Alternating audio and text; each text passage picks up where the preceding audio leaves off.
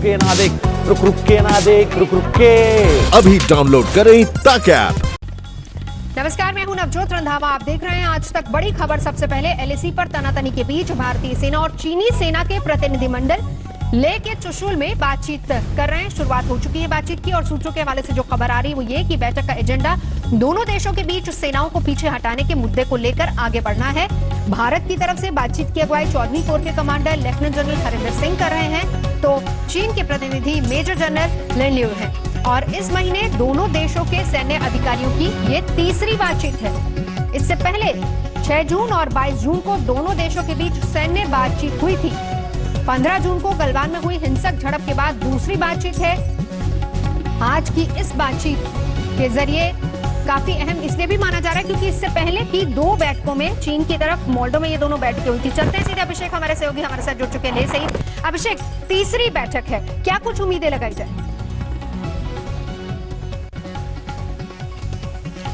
देखिए, बहुत अहम है ये बैठक क्योंकि ये पिछली बैठक के 1 हफ्ते में ही हो रही है और जो ये बैठक है कोर कमांडर लेवल की है, जैसा कि हम रिपोर्ट कर चुके हैं और कोशिश यही रहेगी कि कैसे इस मसले को सुलझाया जा सके।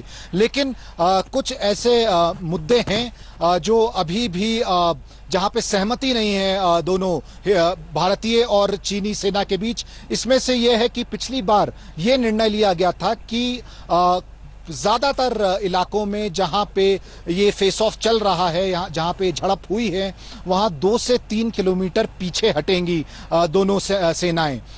लेकिन यहीं पर जो है भारत की सेना को पेंगोंग लेक के इलाके में ये बिल्कुल सहमत नहीं है क्योंकि फिंगर 4 से अगर भारत को पीछे हटना पड़ा, इसका मतलब है कि भारत अपना क्लेम जो है सालों से और जहां पे भारतीय सेना बैठी हुई है उससे पीछे जाना पड़ेगा।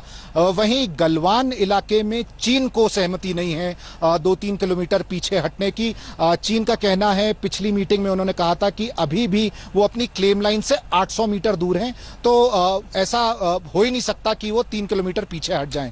इसके अलावा डेप्सैंग, डेमचौक भी 2 ऐसी जगहें हैं जहां पे मामला बहुत ज्यादा मा चुका है।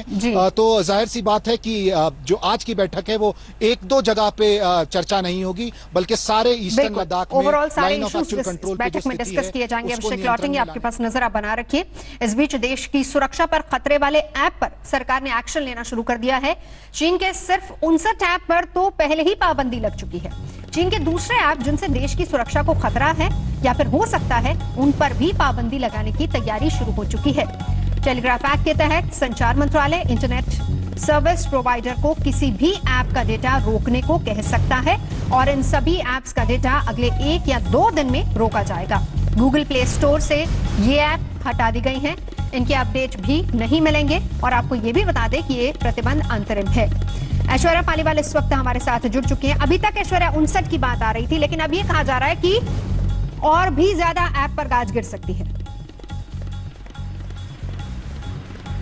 देखिए, अगर बात करें टिकटॉक का नंबर जो है वो नंबर 1 था, उस लिस्ट के अंदर सबसे ऊपर टिकटॉक का नाम था। आप अभी भी देख सकते हैं यहाँ पे जब आप जाएंगे उस पे साफ लिखा है कि टिकटॉक अब हिंदुस्तान में अवेलेबल नहीं है। जिन लोगों के पास है वो अब अपडेट नहीं दे पाएंगे और सुनने में यही आ रहा है सरकार की तरफ से कि ये तो पहली लिस्ट है, इसके बाद और लिस्ट भी, इसके अंदर और लिस्टें भी आएंगी अगर सरकार को ऐसा लगेगा कि हिंदुस्तानियों का डेटा बाहर जा रहा है। देखिए, इसी के लिए बातचीत करने के लिए हमारे साथ IITian जुड़े हैं। 2002 में इन्होंने IIT कानपुर से अपनी पढ़ाई करी थी। ये IITian है, शरद इनका नाम है। शरद, ये बताइए कि आप वो ऐप बनाते हैं जो चाइनीज ऐप के साथ compete करती हैं, आप हिंदुस्तानी ऐप बना रहे हैं, तो सरकार ने जो किया है उससे क्या हिंदुस्तानियों को मदद मिलेगी?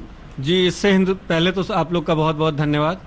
इससे हिंदुस्तानियों को बहुत ज़्यादा मदद मिलेगी क्योंकि अगर आप देखेंगे तो पिछले हम लोगों ने जैसे 2016 से स्टार्ट किया तो उस समय से बहुत सारी चाइनीज कंपनियों ने अपने ऐप्स मोबाइल्स पे डालना शुरू कर दिए और एक तरह से पूरे मार्केट पे कब्जा किया हुआ था। तो इंडियन टेक कंपनीज को जो सपोर्ट था या जो यूज़र बेस था वो मिल नहीं पा रहा था क्योंकि चीनी कंपनियां बहुत पैसा भी लगा रही थी और इस सरकार के इस निर्णय से डेफिनेटली जो इंडियन टेक कंपनीज हैं उनको एक प्लेटफॉर्म मिलेगा और वो ग्लोबली फिर स्केल करने की सोच सकेंगी। देखिए ये भी कह रहे हैं 2015-16 वो समय था जब बहुत ज़्यादा चाइनीज़ ऐप्स अचानक से हिंदुस्तान के अंदर आए और पूरा हिंदुस्तानी मार्केट कैप्चर कर लिया, लेकिन अब वो समय है जब हिंदुस्तान के जो युवक हैं वो आगे बढ़ के अपने ऐप्स बना सकते हैं और जो मार्केट है उसको दोबारा से इंडियन जो एक चीज़ है वो दोबारा से कैप्चर कर सकती है। नवजोत। बिल्कुल ऐश्वर्या, शुक्रिया आपका इस पूरी जानकारी के लिए। तो बैन कर दी गई ऐप्स, लेकिन कितना असर और क्या कुछ लोगों की प्रतिक्रिया आ रही है, चलिए वो भी सुन लेते हैं। के लिए वो चक्कर बहुत चीज़ तो है ही है, उसका तो चलो अल्टरनेट देखना चाहिए कि चलो अब एक टाइम पीरियड तो देना चाहिए ताकि आप अपना डाटा रिस्टोर कर लो, कुछ कर लो, क्योंकि हर किसी ने अपने काफ़ी कुछ हिट भी हो, ये भी हुआ, काफ़ी फेमस भी हुए हैं। तो ये एकदम से स्टेप डाउन करने से पहले चलो थोड़ा सा टाइम देना चाहिए, जैसे 2-3 महीने के लिए। मेरे हिसाब से जो तो अपने मेरे नॉलेज के हिसाब से ये टिकटॉक जितने भी चाइनीज ऐप हैं ये नहीं होनी चाहिए ऐप सबसे, क्योंकि हमारे ही देश के बारे में कोई प्रॉब्लम है इसमें।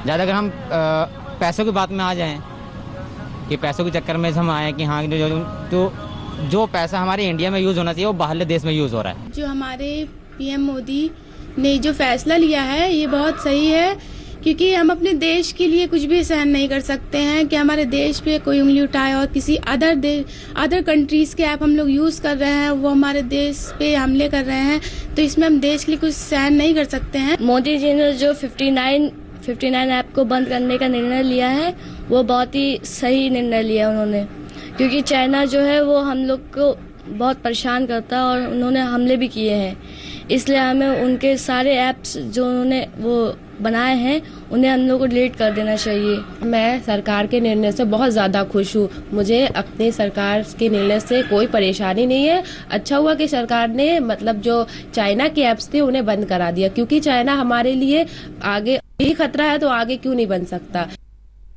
सही बात है कि देश के आगे कुछ नहीं। बहरहाल आगे बढ़ेंगे। मुंबई के ताज होटल को उड़ाने की धमकी आई है। बीती रात 12:30 बजे के करीब होटल ताज को उड़ाने की धमकी का कॉल पाकिस्तान से आया। होटल कोलाबा और ताज लैंड्स इन को भी उड़ाने की धमकी मिली है। होटल उड़ाने की धमकी मिली है, सुरक्षा बढ़ा दी गई है। हालांकि उस कॉल को भी डिटेक्ट किया जा रहा है, उसको भी ट्रेस किया जा रहा है कि कहां से ये कॉल आया, इसके बारे में भी जानकारी इकट्ठा की जा रही है, लेकिन इस बीच एहतियातन सुरक्षा बढ़ा दी गई है। नमस्कार, मैं हूं अंजना ओम कश्यप। हमें उम्मीद है ये वीडियो आपको पसंद आया होगा। लेटेस्ट खबरों के लिए यूं ही देखते रहिए आज तक, और इस वीडियो के पसंद आने पर लाइक, शेयर एंड सब्सक्राइब करना ना भूलें।